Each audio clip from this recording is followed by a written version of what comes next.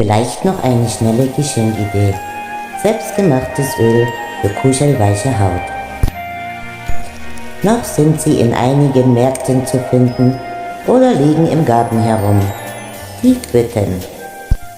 Doch meistens landen sie jetzt im Kompost oder im Abfalleimer. Denn im schlimmsten Falle sehen sie jetzt innen so aus. Doch in ihnen verbirgt sich immer noch ein kosmetischer Diamant, nämlich die Kerne. Mit ihnen kann man sich ein wunderbar pflegendes Gel herstellen. Doch für unser heutiges Hautöl oder Gesichtsöl brauchen wir erst einmal nur die Schale. Also reibt erst einmal die Quitte gut ab und schält sie. Leichte, schon angebräunte Stellen in der Quitte kann man dabei ruhig mitverwenden.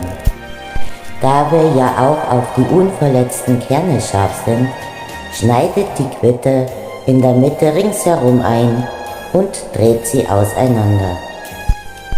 Jetzt kann man die Kerne ohne Verletzung bequem herausholen.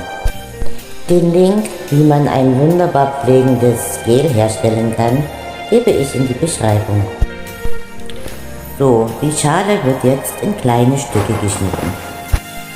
So können Sie Ihre wertvollen Inhaltsstoffe besser und schneller an das Öl abgeben. Verwendet kalt gepresstes Öl, ohne starken Eigengeruch.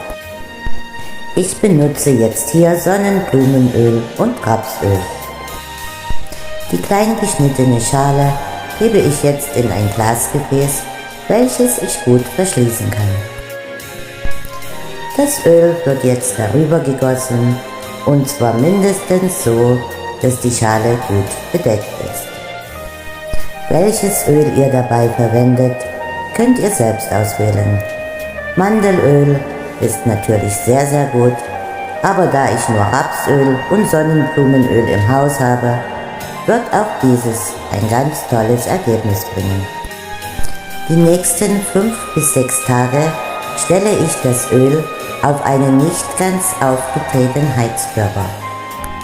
Damit sich die Wärme etwas speichert und kein direktes Sonnenlicht an das Öl gelangen kann, packe ich das Glas in Alufolie ein.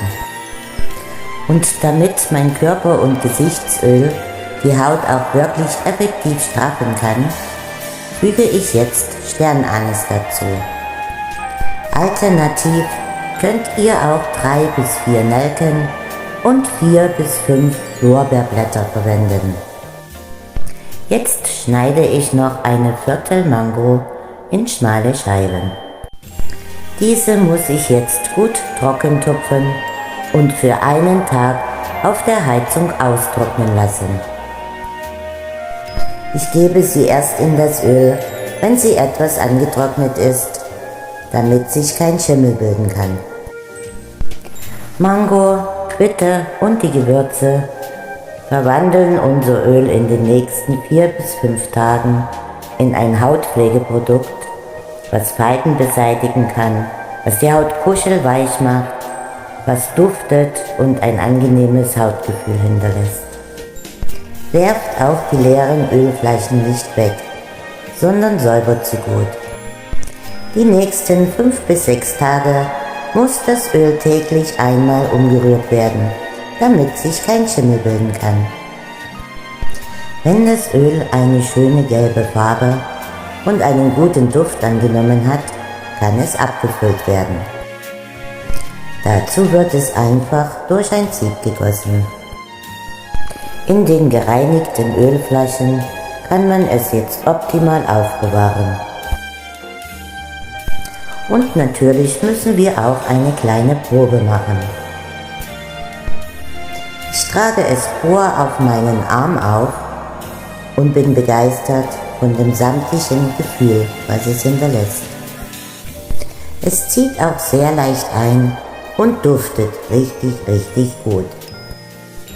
Das Öl ist jetzt in meine leere, gesäuberte Ölflasche eingefüllt und wird noch etwas dekoriert.